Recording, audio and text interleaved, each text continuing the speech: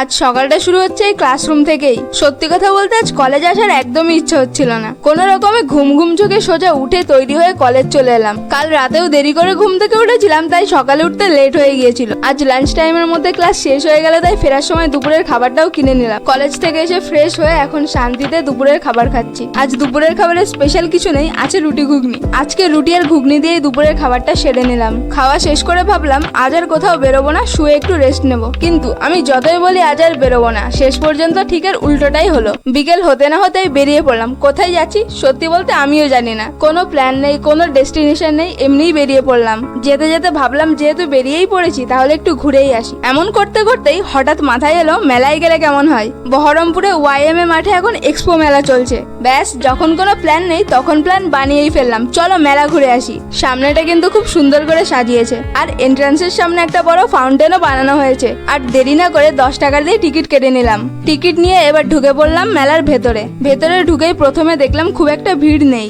মেলাটা এখন একেবারে নতুন, সবেমাত্র শুরু হয়েছে। সব দোকান খুলছে, আবার কোনো কোনো দোকান সেট আপ করছে। কিছুদিন পর মেলাটা আরো বেশি জমজমাট হবে। ঢুকেই সবার প্রথমে চোখে পড়লো এই আচার পাপড়ের দোকানটা। তারপর একটু সামনে এগোতে দেখলাম শাড়ি, জামা কাপড়, ঘর সাজানোর জিনিস, সাজাগোজার জিনিস, আরো অনেক কিছু আছে। কি নেই সেটাই বলা মুশকিল। মানে এখানে ঘুরতে এলে শুধু একটা জিনিস দেখেই ফিরে যেতে হবে না, অনেক কিছুই চোখে পড়বে। আর একটা কথা বলি, এই মেলাটা কিন্তু 1 ঘন্টায় ভালোভাবে ঘুরে দেখা সম্ভব নয়। শুধু একবার চক্কর মেরে চলে আসা আর প্রতিটা দোকান ভালোভাবে দেখা, দুটোই কিন্তু পুরোপুরি আলাদা ব্যাপার। ভালো করে দেখতে গেলে আমার মনে হয় অন্তত 3-4 ঘন্টা সময় নিয়ে আসা উচিত। আমি নিজেও যতটা ভেবেছিলাম তার থেকে অনেক বেশি জিনিস রয়েছে এখানে। আমি সবকিছু দেখতে দেখতে যাচ্ছিলাম, হঠাৎ একটা জিনিস দেখে একটু থেমে গেলাম। আমি তো প্রথমে চকলেট ভেবেই এগিয়ে গেলাম, তারপরে দেখলাম আরে এটা তো ডায়েরি, চকলেটের মতো করে বানানো। এটা দেখে তো আমার বেশ ইউনিক লাগলো। অনেক সুন্দর সুন্দর ব্যাগও আছে এখানে, আরো অনেক কিছু আছে, দেখে শেষ করা যাচ্ছে না। তবে তোমরা যদি এখন মেলায় আসো তাহলে দেখবে এখন অনেক দোকান পুরোপুরি ভাবে বসেনি।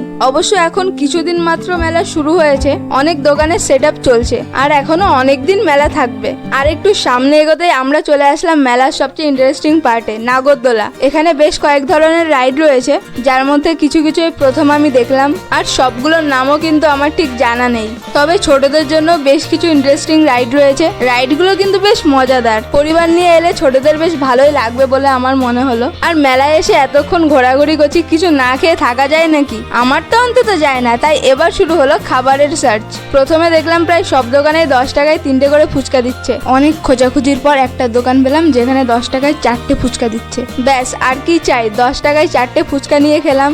তবে টেস্টের কথা যদি বলি, আমাদের কাছে মোটামুটি অ্যাভারেজই লেগেছে, খারাপ না। কিন্তু এমনও না যে বাড়ি গিয়ে সারা রাত ফুচকার কথাই মনে পড়বে। তবে ফুচকা ছাড়া এখানে আরো অনেক খাবারের দোকানই রয়েছে। ভেলপুরি থেকে শুরু করে আরো অনেক কিছু পাওয়া যাচ্ছে। আর মেলায় এসে এই খাবারের ব্যাপারটার একটা আলাদাই ভাইব আছে। চারপাশে এত কিছু দেখলে এমনিতেই খেতে ইচ্ছা করে। আর ফেরার সময় এই জিলিপিগুলো দেখে তো আমার খুবই খেতে ইচ্ছা করছিল, কিন্তু তখন নিজেকে বললাম না, আজকে একটু বাজেটের মধ্যেই থাকি। অবশেষে মেলা থেকে বেরিয়ে এলাম। রাতে এই ফাউন্টেনটা লাইটিং এ খুবই সুন্দর লাগছিল দেখতে। জলের সঙ্গে বিভিন্ন রঙের আলো, পুরো সিনটার ভাইবটাই যেন চেঞ্জ হয়ে গেল।